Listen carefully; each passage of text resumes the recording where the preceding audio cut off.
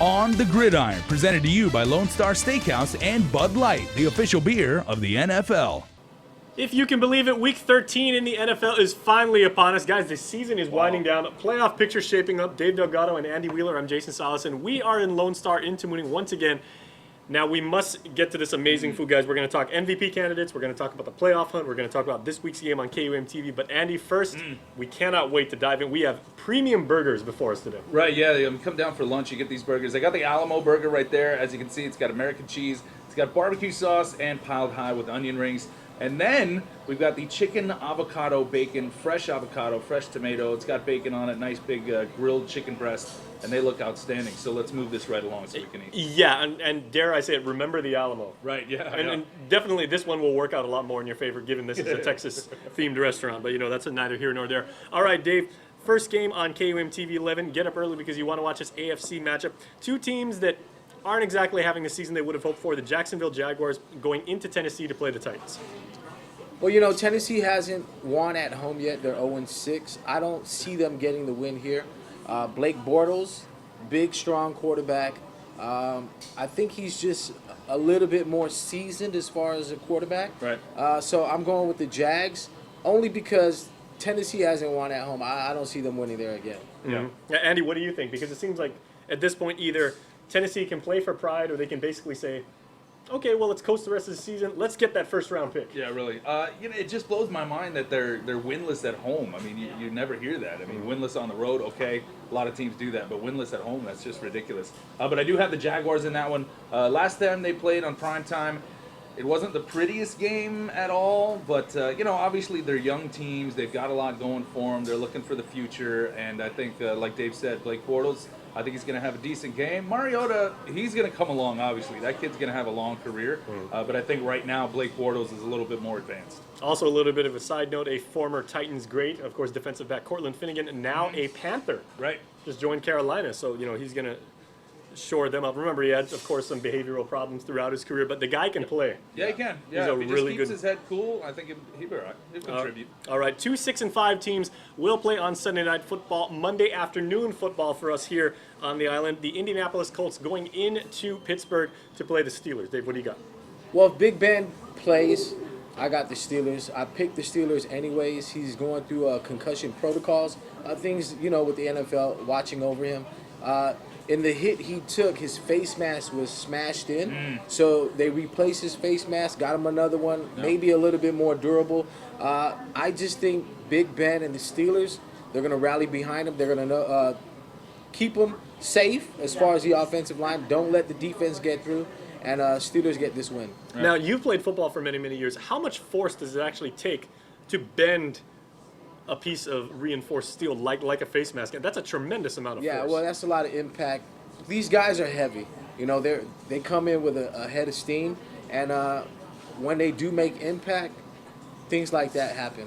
It's the NFL. These are the biggest, strongest guys in the world. So, Big Ben, for him to take that shot and for the face mask to get bent like that, he's got to be a pretty tough guy. Yeah. All right, Andy. Well, Antonio Brown of the Steelers, historically having one of the, you know, of all the great receivers, we're talking Lynn Swann, Stallworth, all the guys that ever played for the Steelers and ran the deep routes and everything. Antonio Brown blowing them all away. This kid is ridiculous, man. Just the way he plays, the speed at which he plays, the route running, he's really good at that. And he's one of those guys, he's not the biggest guy, but he's still one of those that just, hey, Big Ben's going to throw it up.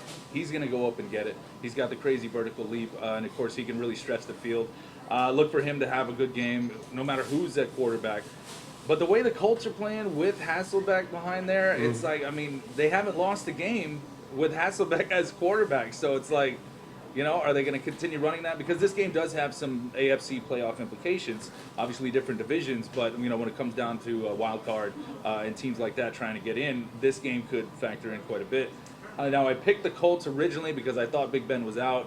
And now if he plays, I might switch back, but I might even just stick with the Colts, man. You never know. They're looking good. Yeah, of course, you would support Matt Hasselbeck, a product of the New England area. Right, yeah. Well, our Pigskin Pick'ems community right now, 24% are going for Indy, 76% going for the Terrible Towel. So speaking of our community. Black and Orange was our Week 12 winner. That is Arnold Balsita. So congratulations, Arnold. You had a really, really good week, so we'll contact you and let you know how you can pick up your prize. And ponder this, guys, because Andy will start with you. MVP candidates, let's start with the offense. Offense, that's tough, man. The way Cam Newton is playing this year, now you look at his passing numbers, okay, they're good. You know, he's getting it done, but just the way that he's really brought that offense up, and he gets them the big drives, and he really pushes the ball down the field. His legs, you really see that he's gotten a lot smarter as an NFL quarterback and a lot more disciplined, and he's just learned the game so much more. So the evolution of his career now, I mean, he's a superstar. So he's, I think, up there. He's, one of the guys in the runnings.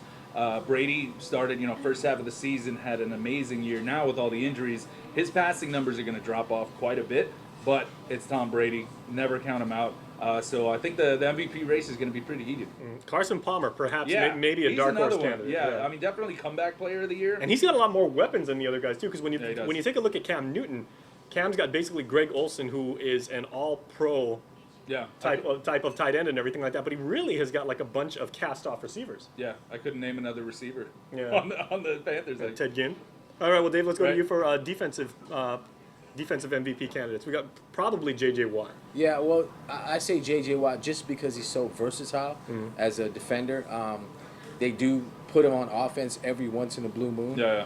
But just for his size and for teams having to game plan against him, I'd have to go with J.J. Watt. He just makes things happen, so I'd have to go with J.J. Watt. Well, Luke Kuechly, of course, started the season late because of injuries, but the dude has more production in 5 snaps than most guys have in an entire season. Right, The yeah. guy is crazy. Yeah, he's good. He's in the running. Yeah, all right, that's Week 13, everybody.